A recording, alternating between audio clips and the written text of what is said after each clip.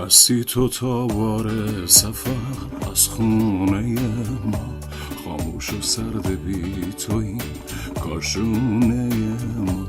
رفتی سفر بی خبر از ماتم دل، جای تو غم شد همدم و هم خونه ما. هر جا میرم یادت همیشه، هرگز ازم جدا نمیشه. هرچند که این سفر کوتاهه اما دلم رضا نمیشه.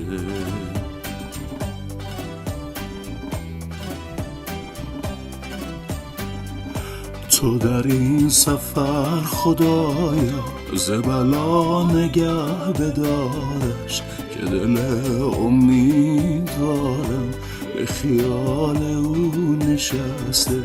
شبی از درد فراقش رو به میخانه نمودم، دیدم از بخت سیاهم در میخانه ببسته.